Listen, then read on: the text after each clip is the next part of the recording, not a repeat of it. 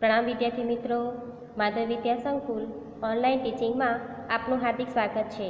धोरण 7 विषय गुजराती सेमिस्टर 2 पाठ 13 भमीए गुजराते दक्षिण भणी। आ पाठना पहला भाग में आपणे लेखकनो परिचय अने पाठनुं वांचन कर्युं हतुं। हवे आ पाठना बीजा भाग में आपणे आ पाठनी समजूती मेळवीशुं। तो चालो आपणे आ पाठनी समज मेळवीए। खुशनुमा सवार छे, आपणे सागर कांठो नहीं छोड़ीए। विद्यार्थी मित्रों, वातावरणनी वात करवामां आवी छे के खुशनुमा एटले के रमणीय, प्रसन्न अने सागर कांठो एटले के दरिया किनारो। एम कहेवामां आवे छे के वातावरण खूब ज सुंदर छे, रमणीय छे, आपणा मनने प्रसन्न करे एवुं छे। एटले के आपणे दरियो कांठो छोड़ीशुं नहीं। दरियो अहींया पोतानुं भारे सींगडुं गुजरातमां भराववा फांफा मारे छे अने ऊंचे खंभात बाजू भोके छे। बराबर विद्यार्थी मित्रों, आपणे ज्यारे गुजरातनो नक्शो जोईए ने तो गुजरातना नक्शामां कहे छे के खंभातनो अखात अने कच्छनो अखात एम बे अखातो आपेला छे। एमां ए गुजरातनो नक्शो जोईने लेखकने एवुं लागे छे के जाणे दरियो पोताना बे सींगड़ा गुजरात राज्यमां भोगतुं होय एवुं एमने लागे छे। एटला माटे लेखक एवुं कहे छे के अहीं दरियो कहे छे के पोतानुं सींगड़ुं गुजरातमां भराववा फांफा मारतुं होय एवुं लागे छे। पण अहीं आ उभराट अने आ नदीओनो सार संगम पण ए भीमपोर, डुम्मस ने हजीरानी दीवादांडी, सूर्यनी पुत्री तपती नदी, तापीनो मरोड़दार सागर संगम, अहीं तो हेलिकॉप्टर होय तो जरा ऊंचे जईए। लेखक एम कहे छे के उभराट ए स्थळनुं नाम छे, एटले के उभराट आगळ कहे छे नदीओनो सागर संगम एटले के नदी ज्यारे सागरने मळती होय एने कहेवाय सागर संगम। भीमपोर छे, डुम्मस छे, हजीरानी दीवादांडी ए शुं छे स्थळोना नाम छे।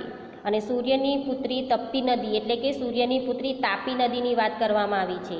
अने तापीनो मरोड़दार सागर संगम एटले के तापी नदी जे छे ए वळांक ले छे, एटले के त्यांथी वળી जाय छे, ए त्यांथी वળી अने सागरने मळे छे।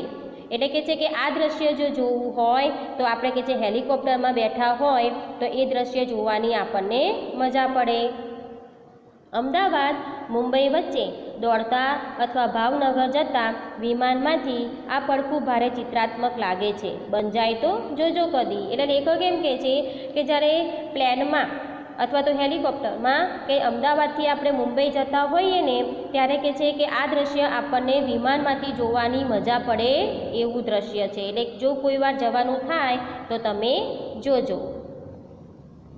हवे आगळ भीमपोरना खारवा खलाशी, जगमसूर भलभला दरिया हचमचावे, अलग मलक गजावे। अहीं भीमपोરની વાત કરવામાં આવી છે અને ભીમપોર એ સ્થળનું નામ છે, એટલે કે ભીમપોરના જે ખલાસી છે એ કહે છે કે ખૂબ જ મશહૂર છે। ખલાસી એટલે કે વહાણ ચલાવનાર, એટલે કે ભીમપોરના ખારવા ખલાસી જે છે એ આખા દુનિયામાં વિશ્વમાં પ્રખ્યાત છે, એટલે કે મશહૂર છે, પ્રસિદ્ધ છે। શા માટે પ્રસિદ્ધ છે? એટલે કે ગમે તેવો તોફાને ચડેલો દરિયો હોય તો પણ કહે છે કે એ દરિયામાંથી સારી રીતે નીકળી અને કિનારે આવી જાય છે, એટલા એ બહાદુર છે। માટે કહે છે કે ભીમપોરના જે ખલાસી છે એ વિશ્વમાં પ્રસિદ્ધ છે। અહીંથી પેલો નોર્વે ગયેલો જગન કરાતિયા જઈને એણે મધરાતે ઘૂમરી ગાલતા, સુસવાટા કરતા, ફૂમતા મરોડતા દરિયાને દેખેલો। એટલે કે અહીંયા કહે છે કે જગન નામનો જે વ્યક્તિ છે કહે છે કે એ દરિયામાં ગયો હતો અને કહે છે કે દરિયો એટલો તોફાને ચડેલો હતો તો પણ કહે છે કે એ દરિયામાંથી હેમખેમ પાછો આવ્યો હતો।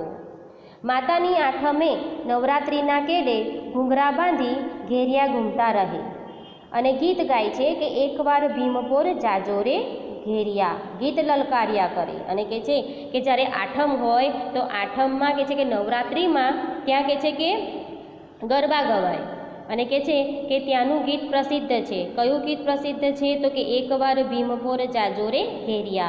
ए गीत गाता गाता कहे छे के त्याना लोको जे छे ए गरबा गाता होय छे। श्रावण महीने भीमपोरिया हनुमाननो मेळो जोवा सूरतथी ગેણિયા બેલને દોડાવતા સુરતી લાલા નીકળી પડે. સુરતી લાલા એટલે કે સુરતમાં જે રહેતા લોકો હોય એને સુરતી લાલા કહેવાય છે. અને કે છે કે જ્યારે શ્રાવણ મહિનો હોય ત્યારે સુરતના લોકો કે છે ભીમપોરમાં જે હનુમાનજીનું મંદિર છે એ હનુમાનજીના મંદિરમાં મેળો ભરાય છે. કે સુરતના લોકો એ છે ભીમપોર કે છે હનુમાનજીના મેળા જોવા ત્યાં આવતા હોય છે. આગળ હજીરાની દીવાદાંડીની પણ અનેક વાતો છે, પણ આપણે તો કુદરત જોવા નીકળીએ છીએ. તાપીનો આ સંગમ કેટલો મનમોહક છે. લેખક એમ કે છે કે હજીરાની જે દીવાદાંડી છે એ ખૂબ જ કે છે ત્યાંની તો કે અલગ ઘણી બધી અનેક વાતો છે. દીવાદાંડી એટલે કે સમુદ્રમાં જતા આવતા વહાણ ખડક સાથે અથડાય નહીં તે માટે ખડક પર બાંધેલો દીવાવાળો મિનારો એને કહેવાય દીવાદાંડી. એટલે કે છે કે હજીરાની જે દીવાદાંડી છે એની કે છે કે ઘણી બધી અનેક વાતો છે, પણ કે છે આપણે તો કુદરત જોવા નીકળીએ છીએ માટે કે છે કે આપણે તાપીના કિનારે ચાલતા ચાલતા કે છે કે આપણે જઈશું અને મનમોહક એટલે કે આ જે તાપીનો સંગમ છે એ ખૂબ જ સુંદર છે. આપણે એને કાંઠે કાંઠે સુરત જઈએ એટલે કે તાપીના કિનારે ચાલતા ચાલતા આપણે સુરત જઈશું. એનો લોલ વિલોલ જોતા જોતા એ જ રસ્તે પરદેશીઓ આકર્ષાઈને ઘૂસી આવ્યા હતા. અને લેખક એમ કે છે કે તાપીનો જે કિનારો છે એ જોઈને કે છે કે પરદેશ એટલે કે વિદેશના જે લોકો છે એ આકર્ષાઈને આપણા દેશમાં આવ્યા હતા. આ એ જ સુરત શહેર ત્રણ પ્રખ્યાત નન્ના કવિ મલબારી કહે છે તેમ. બરોબર, આ એ જ શહેર છે. કયું શહેર? સુરત શહેરની વાત કરવામાં આવી છે. અને સુરત શહેરના ત્રણ કવિ પ્રખ્યાત છે અને એ કવિની પાછળ નન્ના લગાવવામાં આવે એટલે કે ન નામથી એ ત્રણ કવિનું નામ ચાલુ થાય છે. અને એ ત્રણ કવિ સુરતના પ્રખ્યાત છે. કયા? તો કે છે કવિ નર્મદ. તો નર્મદનું નામ પણ ન ઉપરથી ચાલુ થયું. પછી છે વિવેચન નવલરામ. તો નવલરામનું નામ પણ ન ઉપરથી ચાલુ થયું.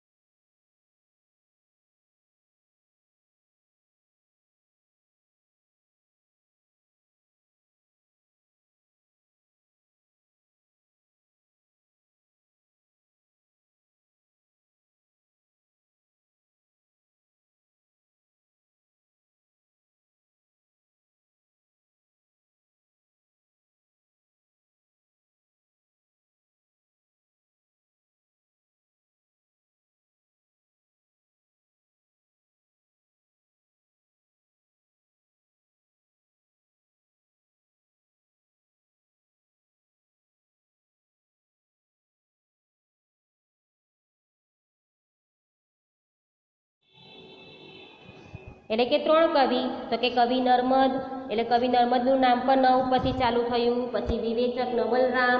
તો નવલરામનું નામ પણ ન ઉપરથી ચાલુ થયું.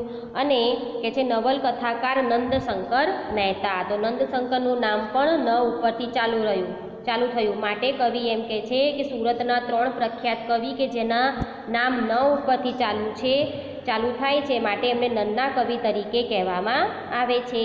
અને એ કવિઓએ સુરત માટે પંક્તિ લખી છે કે મોજ શોખને ખાણી પીરી સુરતી લાલા સહેલાણી વાડી ગાડી લાડી માતે કીધી જિંદગી ધૂણધાણી. એટલે એવું કહે છે કે સુરતના લોકો જે છે એ મોજ શોખ કરવાના ખૂબ જ શોખીન છે. એ લોકોને ફરવાનો શોખ હોય, એ લોકોને કપડાં પહેરવાનો શોખ હોય, એ લોકોને ખાવાનો પણ ખૂબ શોખ હોય છે. માટે કહે છે કે એ લોકો આખી જિંદગી કહે છે કે જે પૈસા કમાય છે એ લોકો પોતાના પૈસા મોજ શોખમાં કહે છે કે લોકો ઉડાવી દેતા હોય છે એટલે કે એમાં વાપરતા હોય છે. કે સુરતના લોકો છે એ ખાવા પીવામાં અને ફરવામાં ખૂબ જ શોખીન હોય છે એવું કહેવા માંગે છે. આગ રેલમાં ભાંગેલું લૂંટે લૂંટાયેલું સોનાની મૂરત સુરત આ તે સાતું જ હાલ કહી રડ્યો હતો નર્મદ. એટલે કે છે કે નર્મદ જે કવિનું નામ છે એ કવિ એ સુરતની હાલત જોઈને રડ્યા હતા. કેમ કે સુરતની જે હાલત છે એ ભૂતકાળમાં કે છે સુરતમાં રેલ આવી હતી. રેલ એટલે કે પૂર આવ્યું હતું, પછી કે છે ત્યાં આગ લાગી હતી. એટલે સુરતની જે હાલત હતી એ ખૂબ જ ખરાબ હતી. અને એ દ્રશ્ય જોઈ અને કવિ નર્મદે સુરત માટે લખ્યું હતું કે સોનાની મૂરત સુરત આ તે સાતું જ હાલ, એવું કવિ નર્મદે સુરત વિશે લખ્યું હતું. તે આ જ સુરત છે એવું કવિ કહે છે. આ જ રસ્તે 1770ની આસપાસ ફિરંગીઓ આવ્યા, એટલે કે છે ઈસવીસન 1770ની અંદર ફિરંગીઓ સુરતમાં આવ્યા હતા. 1608થી 12માં અંગ્રેજો આવ્યા, અને કે 1608થી ઈસવીસન 1612માં કે છે કે સુરતમાં અંગ્રેજો આવ્યા. એની પાછળ વલંદાઓ આવ્યા, અને બાકી હતું તે 1642માં ફરાસિયાઓએ પોતાની કોઠી સુરતમાં સ્થાપી. એટલે કે છે કે એક પછી એક વિદેશી લોકો આપણા દેશમાં આવ્યા હતા. એટલે કે પહેલાં ફિરંગીઓ આવ્યા, પછી અંગ્રેજો આવ્યા, એના પછી વલંદાઓ આવ્યા, અને કે છે એના પછી ફરાસિયાઓ પણ સુરતમાં આવ્યા અને પોતાની સંસ્થા સુરતમાં સ્થાપી. એ ઇમારતો જોવા મળે છે, એ માહે લડ્યા, એના ગોળીબારની નિશાનીઓ પણ હજુ દેખાય છે. એટલે કે એ વિદેશીઓ આપણા દેશમાં તો આવ્યા, પણ પાછા એ લોકો અંદર આપણા દેશમાં વિદેશી લોકો અંદર ઝઘડ્યા. એટલે કે છે એ જે ઇમારતો એટલે કે જે મકાન છે એ મકાનો હજુ પણ જોવા મળે છે, અને હજુ પણ કે છે એ મકાનો ઉપર ગોળીબારની નિશાનીઓ જોવા મળે છે. ભારતને કિનારે તાપી કાંઠે પહેલી નેવલ વોર એ પરદેશીઓએ કરી હતી. હતાશ થઈ ગયા ખરું, રાત આ નિરાશા અંધકારમાં જ વિતરાઈને કાઢીશું. એટલે કે ભારતના કિનારે કે છે કે પહેલીવાર નેવલ વોર પરિષદ યોજાઈ હતી, અને એ પરિષદ કે છે કે આ પરદેશીઓએ કરી હતી. હવે લેખક એમ કે છે કે હવે અંધારું થઈ ગયું છે, એટલે કે છે કે આપણે રાત અહીં જ રોકાઈશું. એક રાત એમ પણ હોય, તાપી કાંઠે કિલ્લો છે, અકબરે અહીં પડાવ નાખ્યો હતો. એટલે લેખક એમ કે છે કે અહીં કે છે કે એક કિલ્લો પણ છે, અને એ કિલ્લા પર કે છે કે અકબરે પણ ત્યાં પડાવ નાખ્યો હતો. જહાંગીર આવ્યો હતો. ઔરંગઝેબ આ પાસેના લાકડી પુલ આગળ જહાજમાં બેસી મક્કે હજ કરવા ગયો હતો. એટલે કે અકબર પણ અહીંયા આવ્યા હતા, અને કે છે કે જહાંગીર પણ આવ્યો હતો, અને ઔરંગઝેબ પણ આવ્યા હતા. કે છે ઔરંગઝેબ તો કે છે કે અહીં સુરતમાં આવી અને મક્કાની હજ કરવા ગયો હતો. હવે આગળ ચાલો ઉઠો, ઉગતા સૂર્યને નમસ્કાર કરો. એટલે કે છે કે ચાલો કે છે ઉઠી જાઓ, હવે સવાર થઈ ગઈ. ઉગતો સૂર્ય એટલે કે છે કે સવાર થઈ ગઈ, ચાલો આપણે સૂર્યનારાયણને નમસ્કાર કરીએ. આપણે તો નદી કાંઠે જ ઘૂમીશું. લેખક એમ કહે છે કે આપણે તો નદીના કિનારે જ ફરવા જઈશું. વિદ્યાર્થી મિત્રો કે છે આપણે જ્યારે પપ્પા કે મમ્મી જોડે કે આપણા ફેમિલી સાથે આપણે ફરવા જઈએ છીએ, તો આપણે ગાડીમાં બેસી, બસમાં, ટ્રેનમાં કે પ્લેનમાં બેસીને જતા હોઈએ છીએ, અને બીજા આપણે અલગ શહેર જોતા હોઈએ છીએ, ફરવા જતા હોઈએ છીએ. પણ અહીં તો લેખક નદીના કિનારે ફરવા જાય છે, પણ ચાલતા. એટલે લેખક કહે છે કે આજે પણ કે સવાર થઈ ગઈ છે, કે આજે પણ આપણે નદી કિનારે જ ફરીશું.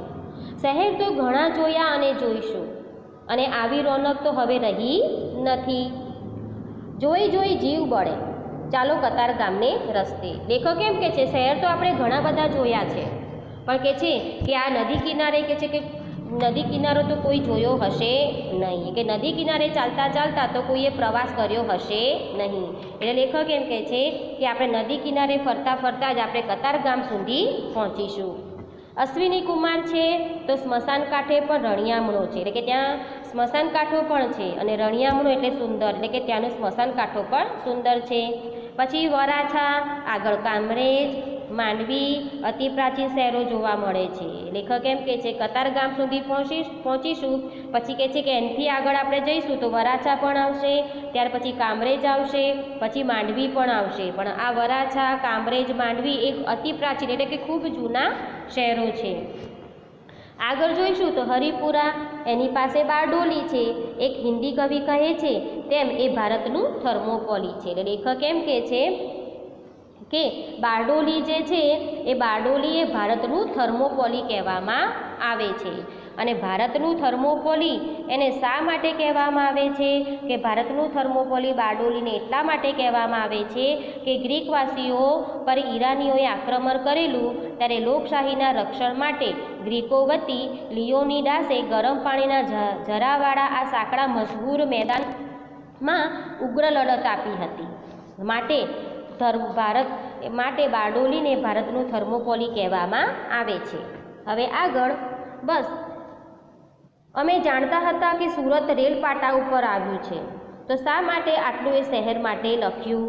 ભાઈ લખ્યું લખાઈ ગયું, એક ભાંગેલા તૂટેલા ગામ માટે લખ્યું, એમાં આવડો મોટો બળાપો શા માટે? એટલે કહે છે કે સુરત શહેરની હાલત ભૂતકાળમાં ખૂબ જ ખરાબ હતી અને ભૂતકાળની સુરતની હાલત જોઈ અને કવિઓએ જે બધા લેખો જે પંક્તિઓ લખી છે એના વિશે કહે છે. અહીં નદીમાં 1612 થી 1616ની અંદર પહેલી દરિયાઈ લડત થઈ હતી.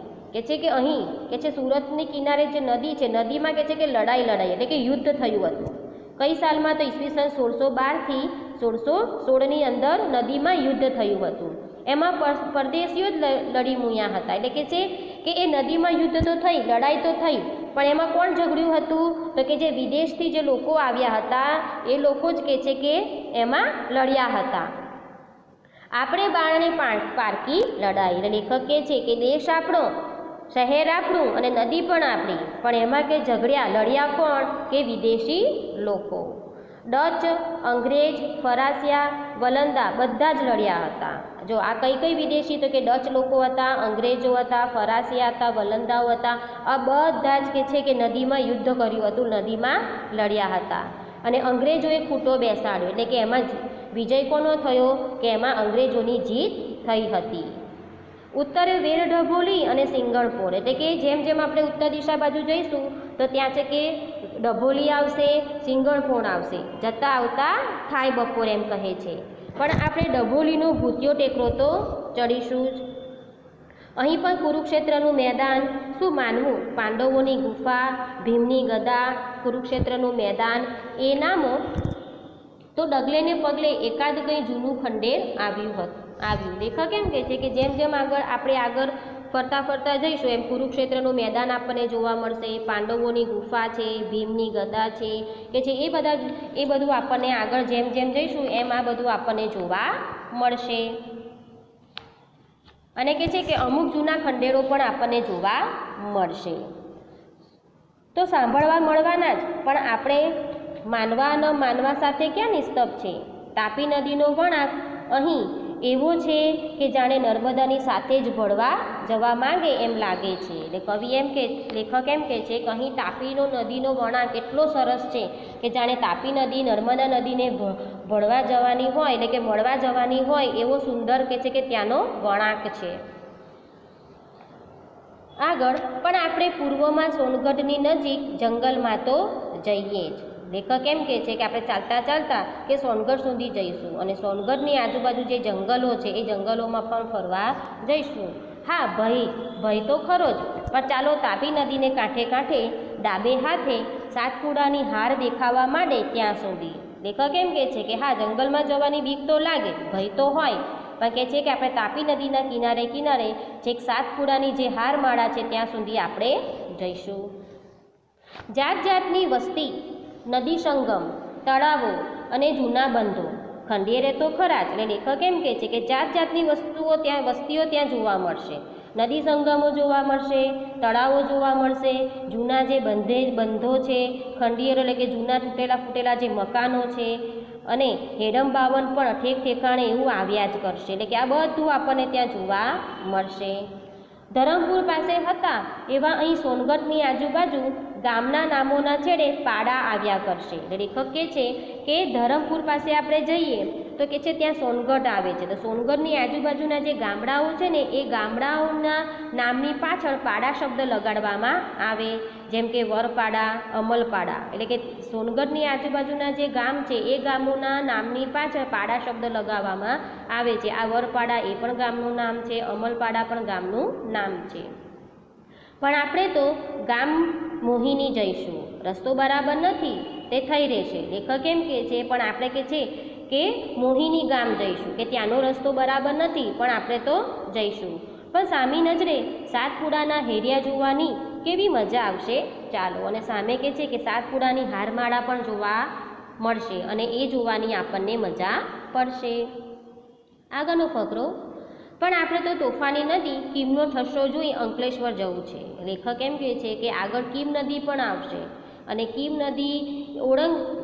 નદીએ આપણે આગળ જઈશું તો કહે છે કે આગળ જેમ જેમ જઈએ તેમ અંકલેશ્વર પણ આવશે. ત્યાંથી રાજપીપળાના ડુંગરોમાં પહોંચવું છે, એટલે કે ત્યાંથી આપણે રાજપીપળા જઈશું. તેલનો વિસ્તાર ધરતી તળે અને ઉપર કાળા કાબરચિત્રા માટીના ઢેફાળા, જ્વાળામુખીએ કરેલી અગનની ઉલટીઓની નિશાનીઓ. એટલે લેખક એમ કહે છે કે અંકલેશ્વર જે છે બરોબર એ તેલવાળો વિસ્તાર છે, એટલે કે ત્યાં જે છે એ ઉદ્યોગો, મોટા મોટા ઉદ્યોગો અંકલેશ્વરમાં જોવા મળે છે. શેકાઓ પહેલાંની વાત, આ સામે દેખાય એ રાજપીપળાનો ડુંગર કેવો આડો પડ્યો છે, મજા તો ઉપર જઈશું ત્યારે આવશે. લેખક કહે છે કે બહુ વર્ષો પહેલાંની વાત છે કે સામે કહે છે કે રાજપીપળાનો ડુંગર જે દેખાય છે એ રાજપીપળાનો ડુંગર આપણે દૂરથી જોઈએ તો જાણે કે આડો સૂતો હોય એવું લાગે છે, પણ કહે છે કે એ ડુંગર ઉપર જ્યારે આપણે ઉપર ચડીએ ત્યારે આપણને મજા આવશે.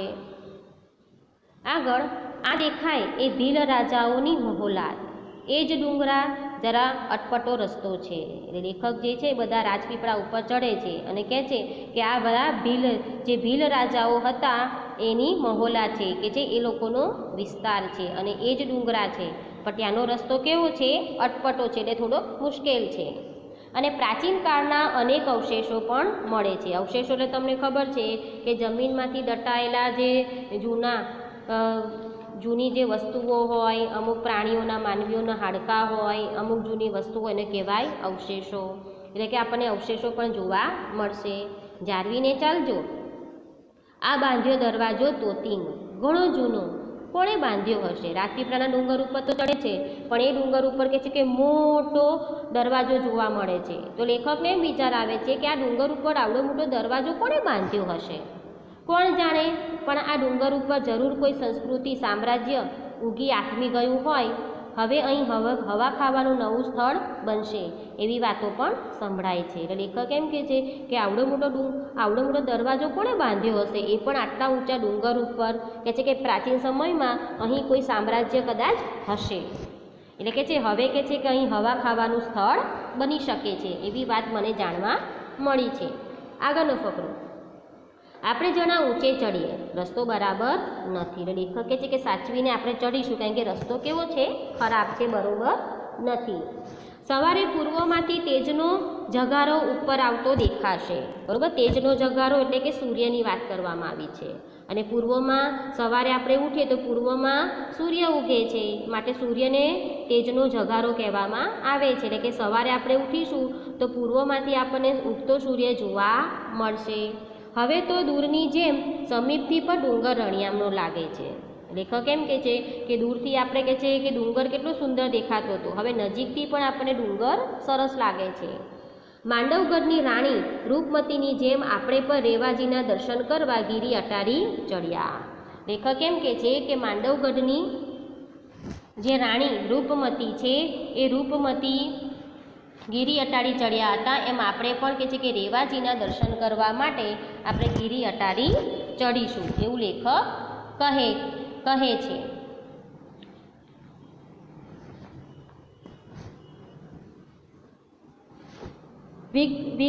વિંધ્યવન કુંદી સાતપુડાની હાડમાળાને અળગી રાખી નર્મદા મૈયા ગુજરાતે પધારતા કેવા જાજલ્યમાન બને છે. હવે લેખક નર્મદા નદીની વાત કરવામાં કરે છે. લેખક એમ કહે છે કે ગુજરાતમાં કહે છે કે નર્મદા મૈયા જે આવે છે એ કેટલા સુંદર લાગે છે. કદીક ધોધે, કદીક વિશાળ પટે, કદીક હરીણ ફાળે ગૌરવ ભૈયા આ માં નર્મદા. એટલે કે છે કે નર્મદા નદી કદી કે છે કે કોઈક જગ્યાએ ધોધ સ્વરૂપે જોવા મળે છે, કોઈક જગ્યાએ વિશાળ પટ જોવા મળે છે, તો કોઈક જગ્યાએ કે છે કે નર્મદા નદીનું પાણી હરણ જેમ ઝડપથી દોડતું હોય એવું એનું ખડખડ કરતું પાણી આપણને જોવા મળે છે. એટલે કે છે કે આ નર્મદા મૈયા જે છે એ કેવા ગૌરવભર્યા આપણને જોવા મળે છે. 950 કિલોમીટરનો કાંઠો અમરકંટકથી અહીં સુધીમાં, એટલે કે જે નર્મદા નદીનો કિનારો 950 કિલોમીટર જેટલો લાંબો છે. તમે અમારે માટે શું શું નથી લાવ્યા? બરાબર, લેખક એમ કહે છે નર્મદા નદીની વાત કરે છે કે તમે અમારા માટે ઘણું બધું લાવ્યા છો. રમ્ય છો, ભવ્ય છો, સોહામણા છો, આહલાદક છો, સંતોના શિરછત્ર છો, સામવેદના ઉચ્ચારાતા શ્લોકોથી અલંકારાયેલા છો, મહાસતી અનસૂયાના પરમ સખીજન છો, પ્રાતરમ સ્મરણીય છો, એટલે જ રાતવાસો અહીં કરીશું. એટલે કે નર્મદા મૈયાના, નર્મદા નદીના ગુણગાન ગાય છે, કે નર્મદા નદીની વાત કરે છે કે નર્મદા નદી રમ્ય છે, ભવ્ય, ભવ્ય એટલે કે વિશાળ છે, સોહામણા એટલે ખૂબ જ સુંદર છે, આહલાદક એટલે ત્યાંનું વાતાવરણ આપણે ત્યાં જઈએ તો આપણને ગમી જાય છે. સંતોના શિરછત્ર એટલે કે નર્મદા નદીના કિનારે ઘણા બધા સંતોએ તપસ્યા કરી હતી, પોતાની આરાધના કરી હતી. સામવેદ છે તો સામવેદના જે શ્લોકો છે એ શ્લોકોમાં પણ નર્મદા નદીનું નામ આવે છે. મહાસતી જે અનસૂયા છે એ અનસૂયાના સખીજન હતા, કે એમની બેનપણી હતી. પ્રાતઃ સ્મરણીય છો એટલે કે છે કે સવારમાં કે છે કે લોકો નદીઓના નામ બોલે છે, તો એ નદીઓના નામ પણ કે છે કે નર્મદા નદીનું નામ આવે છે. એટલે જ કે છે કે આપણે આજે રાત્રે કે છે કે અહીં રોકાઈશું. હવા ખાવાનું સ્થળ કરનારા કરશે ત્યારે અને આવનારા હવા ખાશે ત્યારે. હમણાં તો આપણે હવા ખાઈ લઈએ. આપણે પહાડ ઉપર જઈએ છીએ પણ નીચે તો તેલના ઝરણા છે. લેખક કેમ કે જે આપણે કે છે રાત્રે અહીં જ રોકાઈ જઈશું, અને કે પહાડ ઉપર તો જોઈએ છે પણ પહાડની નીચે તેલના ઝરણા છે, અને હવે તો એને કાઢવાને ધરતીના મોં પણ બનાવાયા છે. એટલે કે જમીનમાંથી તેલ કાઢવા માટે મોટા મોટા મશીનો, મોટા મોટા ઉદ્યોગો બનાવવામાં આવ્યા છે. ગુપ્ત ગંગા એમ આ ગુપ્ત તેલ ધારા. ફિલોસોફી કહે છે કે મન તેલ ધારાવત રાખવું. મન તેલ ધારાવત રાખવું એટલે કે તેલની ધાર પાણી ઉપર પડે તોય તે અલગ રહે છે તેમ. જેમ કે આપણે ગ્લાસમાં પાણી લઈએ અને એની ઉપર આપણે તેલનું ટીપું નાખીશું તો તેલનું ટીપું પાણી ઉપર તરશે, પણ જ્યારે આપણે ગ્લાસની અંદર, પાણીના ગ્લાસની અંદર આપણે જો દૂધનું ટીપું નાખીશું ને તો દૂધ એ પાણીમાં ભરી જશે, પણ તેલનું ટીપું પાણીમાં ભરશે નહીં. એટલે કે આપણા મન છે એ મનને પણ કે છે કે આપણે સંસારથી થોડુંક અલગ રાખવાનું એમ. તો વિદ્યાર્થી મિત્રો, આ હતી આ પાઠની સમજૂતી. આ પાઠનો અભ્યાસ અને સ્વાધ્યાય આપણે આ પાઠના ત્રીજા ભાગમાં જોઈશું. પ્રણામ.